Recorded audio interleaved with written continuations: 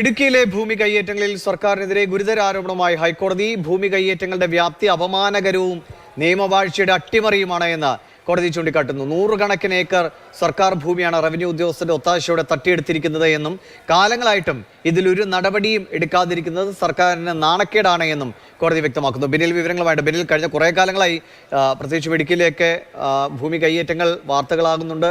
ചില സമയങ്ങളിൽ ഇടപെടൽ ഉണ്ടാകുന്നുണ്ട്. കയ്യേറ്റം തിരിച്ചുപിടിക്കുന്ന നടപടികൾ പാതി വഴിയിൽ മുടങ്ങുന്നത് നമ്മൾ കാണുന്നുണ്ട്. എല്ലാം കൂടി ചേർത്താണോ കോടതി വിമർശനം ഉന്നയിച്ചത്?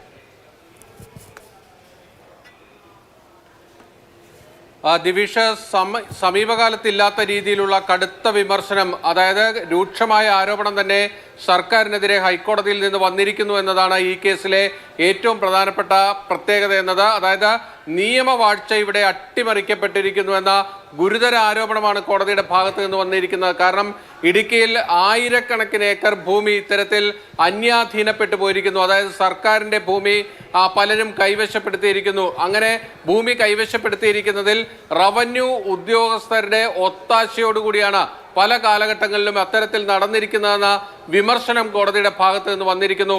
ഇതിൽ കാലങ്ങളായി ഈ ഭൂമി കയ്യേറ്റക്കാർ കൈവശപ്പെടുത്തിയിരിക്കുന്ന ഭൂമി തിരിച്ചു പിടിക്കാൻ യാതൊരു നടപടിയും സർക്കാരിൻ്റെ ഭാഗത്ത് നിന്ന് വരുന്നില്ല എന്നതാണ് കോടതിയുടെ ഏറ്റവും പ്രധാനപ്പെട്ട ആരോപണം. അവിടെയാണ് നിയമവാഴ്ച അട്ടിമറിക്കപ്പെടുന്നു എന്ന വിമർശനം കോടതിയുടെ ഭാഗത്ത് നിന്ന് വരുന്നത്.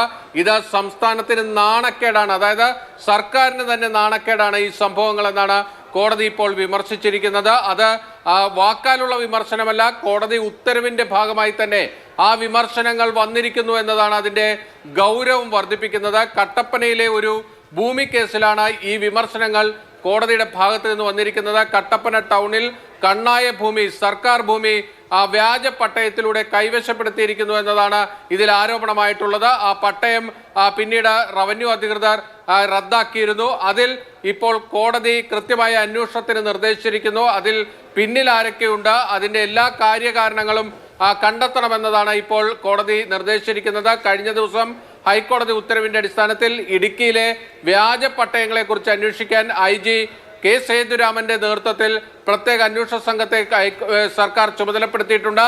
ആ SITയോട് ഇതിൽ വിശദമായ അന്വേഷണം നടത്താൻ കോടതി നിർദ്ദേശിച്ചിരിക്കുകയാണ്. അതോടൊപ്പം തന്നെ ഇടുക്കിയിൽ പൊതുവായിട്ടുള്ള ഭൂമി കയ്യേറ്റങ്ങളിൽ സർക്കാരിനെതിരെ ഇതുവരെ ഇല്ലാത്ത ഒരു വിമർശനം, ആരോപണം, വളരെ ഗൗരവപ്പെട്ട ആരോപണം കോടതിയുടെ ഭാഗത്ത് നിന്ന് വന്നിരിക്കുന്നു എന്നതാണ് ഇപ്പോഴത്തെ പ്രത്യേകത. ബിനിൽ, ഈ പാർട്ടി ഓഫീസുകൾ പോലും ഇത്തരം കയ്യേറ്റ ഭൂമികളുണ്ട്.